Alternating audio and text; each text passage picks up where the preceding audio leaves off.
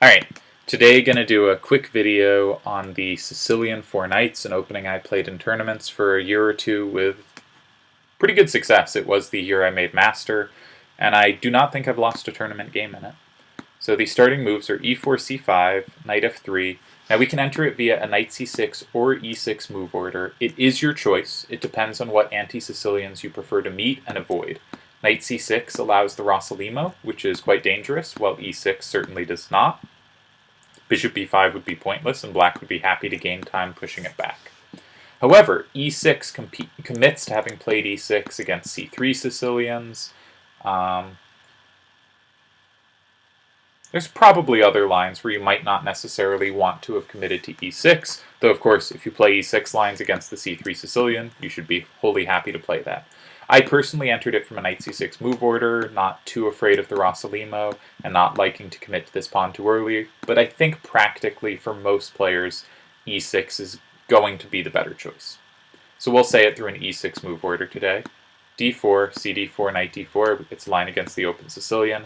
Knight f6 hits the pawn, immediately laying a trap. White will usually defend, but if they play e5, queen a5 check, grabs a pawn. So basically forces knight c3, and we have knight c6, and we have the Sicilian Four Knights. You can probably figure out how it was named this. What's black's idea? We want to play a quick bishop b4, pin the knight to the king, and get pressure on e4. Bishop b4 also, by pinning this knight, prepares d5, and d5 is usually a very strong, and often equalizing or better, break in the Sicilian. So against most moves, bishop b4 is played. I've played f4 in a tournament and got a great position after bishop b4 when white has to worry about this pawn, and I'm coming with d5. Let's color this correctly. And if we flip on the computer here, black is already equalized. I don't think my opponent took on c6, so I was immediately better. Bishop b2 has a little venom to it. Black will pin the knight and will take here and take here. But in response, white will get a quick bishop a3, which makes it hard for black to castle. And I think white has a lot of compensation for the material they give up, and the line's quite tricky. Bishop e3 is already just not a good move. After bishop b4, white has huge problems in the center. If they play f3, we can immediately break with d5. If I flip on the computer here, black's already better. Bishop e3 is a bad move. And bishop e3 is the main move against most Sicilians. So in practical terms, this is just magnificent. It means the kind of natural move most people have learned to make if they're not aware of this specific Sicilian is already a pretty real error. a3 is possible to stop bishop b4, though I don't think black should be too scared. g3 is a possible move, and it's alright. Something like bishop g5 is also not very good here. We just play bishop b4. Maybe we play queen a5, hit the bishop, and add pressure to c3. Not hugely worried about the doubled pawns. There are two moves here that are considered really critical. And those moves are knight takes c6, with the point of pushing e5 after. And those lines get very complicated. Knight b6, knight c6, bc6, knight d5. White does not want to improve black's pawns, so knight e4 is played. Black usually plays queen c7 to induce f4, defending the pawn, and then plays queen b6, with the queen really strong on this diagonal. c4, bishop b4, and if you're not aware of this position, you will not guess what white's main move is. That's right, it's king e2. There's some great Karyakin games from here. Normally not the most exciting player, I think, but, really knows his stuff here. The king often comes to f3. Very complicated. I think if you were picking up this line practically, if we look at this position, queen c7 is almost universally played. I think f5's not so good. But if you let the computer sit here, it does suggest that moves like rook b8 and bishop b7 are playable, and no one really is prep against them. You'll see they're not played. Bishop e7 is played 260 times compared to 6,500 for queen c7. And you'll also see rook b8 has been played 65 times. Now the computer's not liking them so much, but I think if you explore those lines, they're interesting, practical tries that white players will not be specifically prepared for. And if I wanted to prepare this line without going into the very confusing muck of queen c7, f4, queen b6, I would definitely look at rook b8 and bishop b7 as possibilities. to do something different there. But the main move recommended, and the move that's supposed to give white a kind of stable advantage, is knight b5. And black has three things they can do here. They can treat this as an invitation to move into the Sveshnikov, d6, bishop f4, adding further pressure to d6, forces e5, bishop g5, and we have transposed into a Sveshnikov. Why would black want to approach it from this move order? Well, in the normal Sveshnikov move order, black has 7 knight d5. And I'm not particularly afraid of this, but you easily might be, which is this line, knight d5 here, threatening to come to c7. Black has to trade. This is what Caruana chose against Carlsen in the World Championship match. I recently put up a video mostly devoted to this. If you are afraid of this, then playing the 4 knights move order, there's no 7 knight d5. You know, we're already well past that. We're just into mainline Sveshnikovs. I did have a friend who's a master now who played the Sveshnikov through this move order. You know, it avoids a dangerous line. The problem with it is that white has other options. You also have to prepare for knight c6 and all these other possible moves. A lot of them not dangerous. You know, bishop e3 is bad, f4 is bad, but you do have to prepare for a lot of other things. I think practically you should probably enter the Sveshnikov through the normal move order, but there is reason to approach it this way. Another move against knight b5 is bishop c5. This is called the Cobra. This is currently quite popular. I always thought that I should pick up this line if I was having a problem in the main line, which we'll get to in a moment, but I've never actually looked at it. I think one of the key points is while you surrender the check, we're actually quite happy to see the check. And if we look at the computer here, black scores great after king e7. If white grabs the c8 bishop, this bishop's actually like a pretty bad bishop, locked in as it is by these pawns, and it gives immediate access to the c file. You see black scores well here. The computer thinks, you know, white's doing fine, but black has scored very well from this position, and I think black should be quite happy to see it. The king is not going to be in trouble, and castling by hand is not difficult. The main move, however, for a long time, as you can see, has been bishop b4, though d6 gets played as well. Bishop b4, threatening knight takes e4. Now, black is making a similar claim to what they made in the bishop c5 lines, which is knight d6, king e7. Delighted to see you take. In fact, even happier because I have this pressure on c3 that the rook will support. If we flip on the computer here, in the bishop c5 line, it said white was still a little better. Now it says black is at least equalized because the rook's better with the bishop on b4 than with the bishop on c5. So some players, and if we check the database, knight d6 check gets played quite a lot, and black already scores a clear plus. However, a3 is supposed to be the move that gives white a clear advantage. And I generally believe this, but there was an interesting game. What tournament was it from? It was in the U.S. Championships, and it was played by this line for black was played by Alexander Lenderman against Lenier Dominguez, and he did equalize out of the opening, and so I thought it was worth making a video based on what he did and how he managed to get equality. Now black has to make a decision with their bishop. The problem is, if they go to a5, now knight d6 check is a huge problem because king e7 doesn't threaten to take it because the bishop's no longer hitting the square, and the knight can sit there, and that would be a huge problem. Something like bishop e7 is very passive. If we flick on the computer here, knight d6, we still don't actually want to give up our bishop for it, so are we going to play king f8? That's pretty bad. One of the advantages of king e7 is the rook can come over before the king retreats. You'll see the computer hates it. So what black has to take on c3. Now white doesn't want these horrible doubled pawns, so they take back knight. Black's claim to having a nice position is black is already ahead in development. Black immediately has this d5 break. Black's going to get easy piece play. Black isn't going to be cramped. White's claim to advantage is they have the two bishops. And a lot of times if you look at lines where black gets very reasonable play, you know, after ed5, black is an isolated pawn, we'll get into that in a sec, but black is ahead in development, has really easy development wherever the bishop wants to go, is going to castle first. You know, black has all these things going for them, but white has the two bishops. And if you look at lines that look reasonable, but no one plays them at the top level for black, it's usually just white gets the two bishops. and that's just enough of an advantage that players at that level are good enough at grinding. Now, for us lower level players, not as big an advantage, though still could certainly be an important one. But I think it's nice to play lines where black is never getting blown out, always getting their pieces out comfortably, and gets to play a game of chess. White, pretty much universally here, plays bishop d3. Otherwise, if they don't get the bishop out, castles followed by rook e8 check might be annoying for them to meet, so they prepare castling. We get castles, castles. And here comes a really critical moment for black. I had a tournament game here where my opponent, the one who played f4 against me, was playing me again.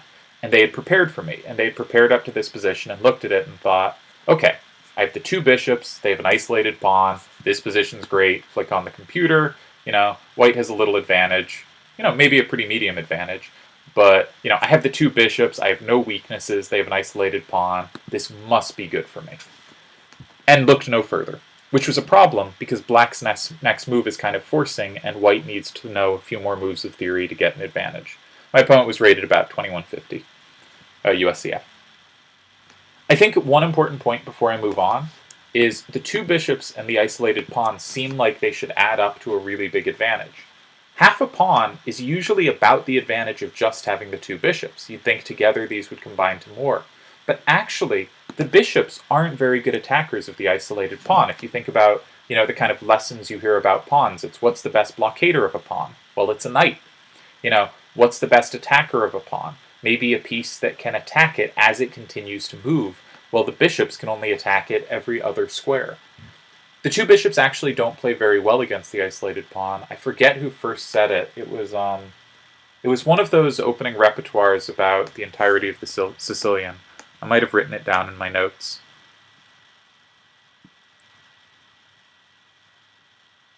It's great podcasting. Dismantling the Sicilian. He grades each of the Sicilians. He gives the four knights 3 out of 5 stars, which is pretty good. It's the same as he gives the dragon. He says this is a better opening than its reputation, and specifically explains that the two bishops and the isolated pawn do not add up to a greater advantage than one or the other. In fact, white's main way of playing is either to not fight the isolated pawn in order to keep the two bishops, or to give up the two bishops in order to go after the isolated pawn. The advantages aren't going to work together. Really interesting thought. I've never until then thought about kind of how do different types of static advantages in chess combine, or only very little, and it's a really interesting concept. So the main move here is d4, and black can equalize immediately if white does not know the right square to put the knight. Knight b5 is obviously a disaster. You get your knight trapped. Knight a4 is completely out of the game. I'm not sure specifically what the response is, but it's a bad knight. Black is better. Knight e5 is a nice move, hitting the bishop. Yeah, seems reasonable. Rook e8 is always a normal, useful move to make centralizing. So, where does the knight go? Knight d5 hangs the knight. Knight b1's ridiculous. Knight e4 or knight e2. My opponent thought for a bit here and played knight e4. And this is a mistake. Black already has equality with bishop f5. Now, white can try to keep the pressure. If white takes, black will just take back, trade the bishops. White will no longer have the two bishops. This bishop does not play well against this pawn. Black will have easy access to whatever files they want with their rooks. E8 and d8, or d8 and c8, or e8 and c8. All of them are pretty fine. White should play bishop g5, threatening knight f6 check, now with much more danger. But black has bishop takes e4, bishop takes e4, h6, and either the white bishop takes, again giving up the two bishops, or if it retreats, g5 will drive away the bishop, which is the only thing defending e4. In my tournament game, we reached this position. He played bishop h4, I played g5. Now seeing that bishop g3 loses the e4 bishop to knight e4, my opponent played bishop c6, bc6, bishop g3, played knight e4. I followed with f5, queen d5, rook e8, rook rook c8, c5, expanded everywhere, had a great position, and eventually won. I think playing quite a nice game. But white never had any counterplay. I just had this huge expansion everywhere. Better is just bishop takes f6 immediately, and this position's about equal, but, I'm pretty happy with an approximately equal position against a fairly similar rated player as black. So the key move that white has to know to play for advantage is knight e2. And this is, of course, what Leinier Dominguez played. He knows his stuff. There's a couple moves for black here. Rook e8's possible, queen d5's possible. I don't mention these because I suggest these other moves, but simply because it's useful to know, like, centralizing the queen, this is a really nice square. Generally, queens don't come out early, but if it's stable there, then it's reasonable. If knight a4, the queen drops back to d6, and now there's no bishop f4 because the knight's already occupying that square, and the queen's also pretty stable on d6. Rook e8 is just useful in general. Lenderman went for bishop g4, which is the main move. Knight e5 is coming, and is going to get rid of this bishop. Bishop g5 was played. An alternate move is f3, bishop h5, bishop g5, when black can now play bishop g6. f3 is slightly weakening, and white won't be able to keep the two bishops, so their advantage will turn into playing against the isolated pawn, and black usually has quick enough activity that this isn't too big a concern, at least in my opinion. White's a little better, I think, but it's not much. Dominguez played bishop g5. Lenderman played h6, bishop h4, otherwise what is the bishop doing here? If bishop f6, queen f6, queen d2, then just rook a d8, the other rook comes to e8. This is quite equal despite the isolated pawn. The knight has nice activity. There's even some hints of stuff around f3 in the air. I think white has to be more careful than black does. Though, white, it's equal. And black still has the isolated pawn there. Bishop h4 makes more sense. And Lenderman went for this quick exchange. Bishop e2, queen e2, rook e8, queen f3, knight e5. Now, if bishop f6, this blunders everything because knight f3 is with check. If the queen just moves away, black will get rid of white's two bishops and have quite a nice game. In fact, we could easily see something like queen d1, g5, bishop g3, knight d3, queen d3, knight e4. Maybe not yet, maybe queen d5 first. But you could easily see getting something like that game I showed a little of earlier, where black is clearly the one pressing. Dominguez plays queen b7. I think this is the only move that makes much sense. Queen f5 doesn't do anything. I'm just going to take on d3.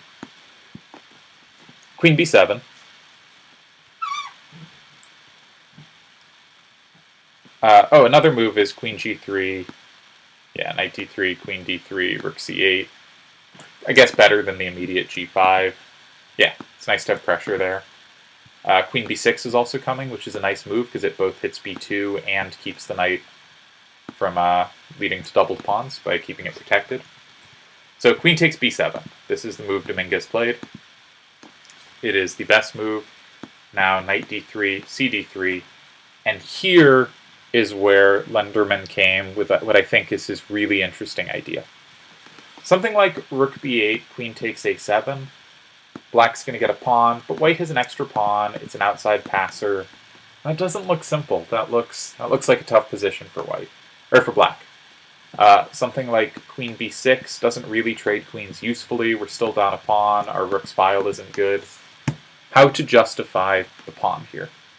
G5 doesn't really get enough. Even freeing our knight, where's our knight going? Knight d5 seems like a really nice square, but it doesn't actually have the access to hit anything useful after. So I was really fascinated by his decision here, because I think it's... If I looked at this position, I'd think black's down a pawn, and I don't see the compensation. Rook e2 can be played.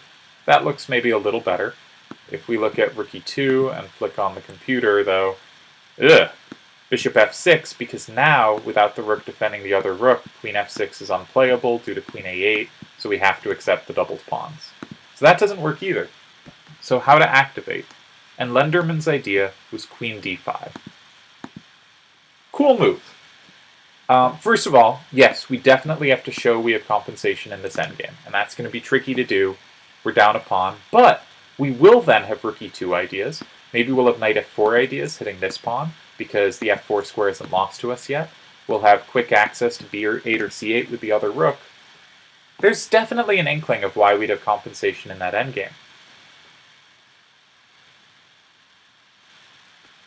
Dominguez took the queen. We'll come back and look, I guess. I don't think I took notes here on not taking the queen, but if they keep the queens on with something like queen c7,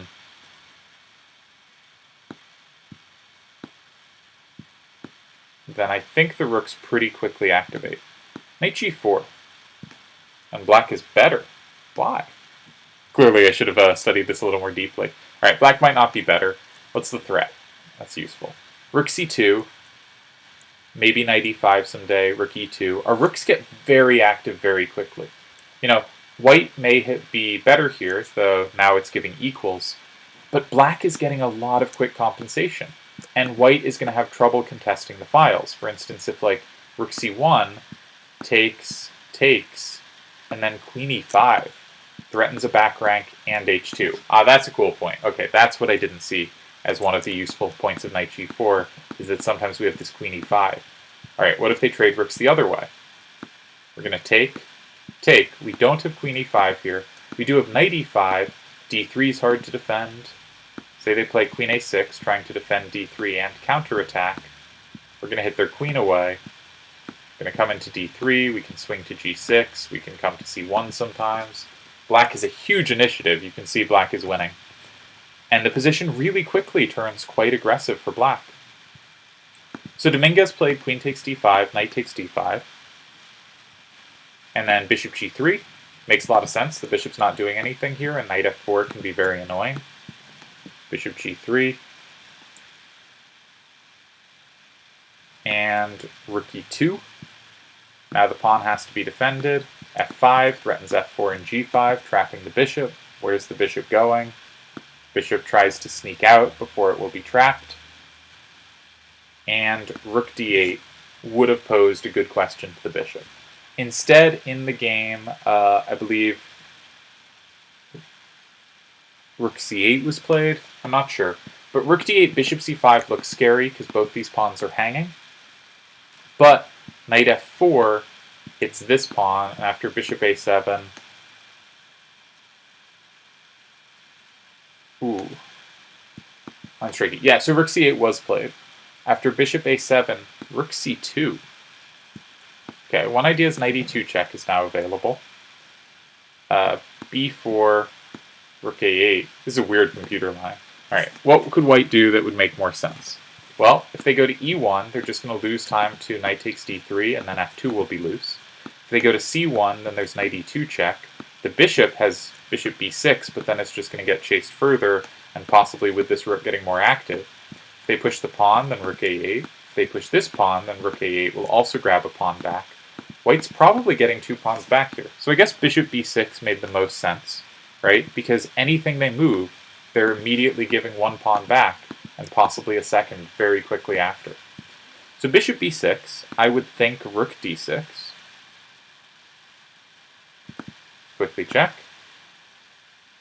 No, rook b8, of course. Yeah, rook b8 to take b2. And there's no bishop d4 because of knight e2. So you can see how quickly black gets really active, and I thought this was just a cool idea of Lenderman's. And I think this queen d5 line might be pretty viable. After queen b4, this was one other important line, I thought knight d7 was a decent idea. The knight can reposition to e5, the rook can come to b8, the knight can also go to c5, it has multiple ways to get at d3. Yeah. So all in all, I thought this idea was really interesting and might give new life to the four knights, because I think it's easier to play for a win here with black. I think black just gets much more activity than white does. This bishop has no targets, while this knight has really nice squares to go to. Usually we're going to be, often we're going to be down two pawns. In that main line we looked at, we give up a second pawn on a7, but our activity is just so great here, and we're going to very quickly win them back. We're going to grab this one back, then we're going to grab this one back. and then we're going to have these two great rooks. So I think the four knights these days, in the kind of most recent high-level game played in it, this knight db5 line is supposed to give white this safe advantage. But I think the idea Lenderman showed against Dominguez, h6, push the bishop to h4, then just trade to play a quick rook e8, and then knight e5, give up a pawn to play queen d5 after. I think this gives real prospects for black. And I don't think there's been any updates on this position at high-level play. Okay, it was played by 2300 and they won online. Yeah, if we look at positions at high-level play, there's been 9 games total, and 7 of them have been draws. And I suspect the one that wasn't, okay, it's not making it, so it can't have been the Dominguez-Lenderman game. Dominguez did end up winning this game as white, but it was after he outplayed Lenderman, and Lenderman made the mistake with rook c8. But I think there's real hope for the line. I don't think white's showing any real advantage here. And thus, I think this is promising. Now, a few other lines should be checked, because there are some side lines white can try. Bishop g4, I mentioned f3 has to be checked. You got to feel comfortable against f3, because as you can see, it will be played basically as much as bishop g5.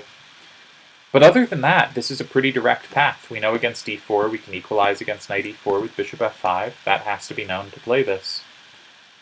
And other than that, I think this gives a pretty complete idea of what to do against knight db5, because white doesn't have that many useful deviations, and I think black has this pretty clear path to an active form of equality. So anyways, I hope that was interesting. I haven't been studying this opening this year. I'm a little out of date on it, but my understanding is the Sicilian Four Knights is actually in pretty good shape. And as white, I would be looking into not playing knight db5 for advantage, but instead trying knight takes c6, which you can see at the master level scores clearly better. Online, I don't know. Online, knight db5 scores by far the best, and I think we can take out a bunch of its venom by knowing 20 moves of theory, but a fairly narrow path, so it shouldn't be that hard to understand, because there's not that many diversions along the way. And I think against a lot of other moves, black's going to get a nice game. If we look at the database, bishop e3 is played the most at the club level, and black has a plus score. Knight takes c6 is a good move, and black has a plus score. Bishop g5 is played a lot, and black has a big plus score. Bishop e2 is played a bunch. I think bishop e2 is more dangerous than it looks, and black has a plus score. a3. Turns out this is one of the moves white does better with, just preventing bishop b4.